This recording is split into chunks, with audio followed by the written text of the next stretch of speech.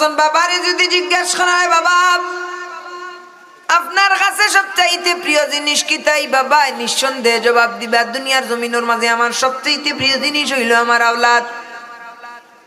আওলাদে তো বাবার মায়া বুঝে না, আওলাদে তো মার মায়া বুঝে না, সেই আওলাদে মা বাবার বাধ্যতা করে নিনা না।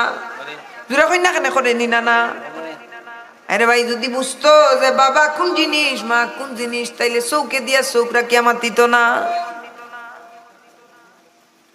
একজন বাচ্চারে একজন সন্তানরে দুনিয়ার জমিনের মাঝে প্রসব করানোর সময় একজন মা যেই পরিমাণের কষ্ট সহ্য করেন, যে শরীরের 52টা হাড়ে যদি একসাথে কোনো মানুষ ভেঙ্গে ফেলে, তাইলে 52টা হাড়ে ভাঙ্গিলে যেই পরিমাণ কষ্ট সহ্য করতে হইব, এর চাইতে হাজার হাজার গুণ কষ্ট মায় সন্তানরে দুনিয়ার আলো দেখাইতে গিয়া সহ্য করো। দূরে কই না সুবহানাল্লাহ? এর চাইতে আরো হাজার হাজার গুণ কষ্ট মায় সহ্য করো। কিন্তু একটা দিন তো আমার মায় আমারে সেই কষ্ট বুঝতে দিলা না।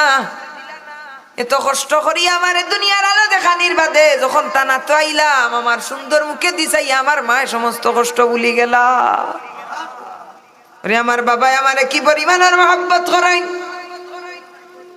হায় রে হায়, খনখনে শীতের মাঝে যেই সময় মানুষ কম্বল গায়ে দিয়া ঘুমো, বাবা সেই সময় ফজরের বুলোর আলো ফুটিতে গরু লইয়া বাছুর লইয়া লাঙ্গল জুয়াল লইয়া মাঠের মাঝে ছুটি গেছেন চাষের উদ্দেশ্যে। হাসানি এরা কৃষক মানুষ, ফজর তো এরা উঠি যায়, উঠিয়া গরু উরু লইয়া যাইনি। আর মাতই না কেন?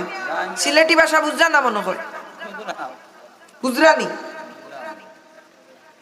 খনখনে শীতের মাঝে বাবাই কষ্ট করিয়া জমিনের মাঝে হাল চাষ করেন।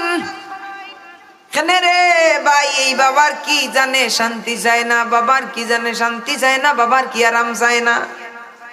নিশ্চয়ই চায়, কিন্তু আওলাদ দখলর মুখের দিকে তাকাইয়া এই বাবাই কষ্টর পরে কষ্ট সহ্য করিয়াও একটা দিনের লাগি নিজের কষ্টরে আওলাদরে বুঝতে দিলা না। সুবহানাল্লাহ! কি পরিমাণের মহব্বত এই বাবার আওলাদর লাগি।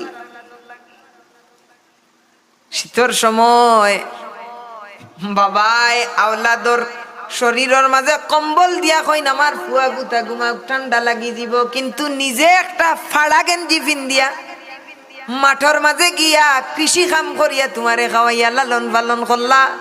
আর আজকে ও আওলাদ বড় ইয়া তার বাফর ভাই আঙ্গুল তুলিয়া কয় তুমি কিচ্ছু বুঝো না। মাতই না কেন আপনারা? না মাত খয়নি, জুড়ে খোকা খয়নি। এই আওলাদে যদি তার বাপর কষ্ট বুঝতো, এই আওলাদে যদি তার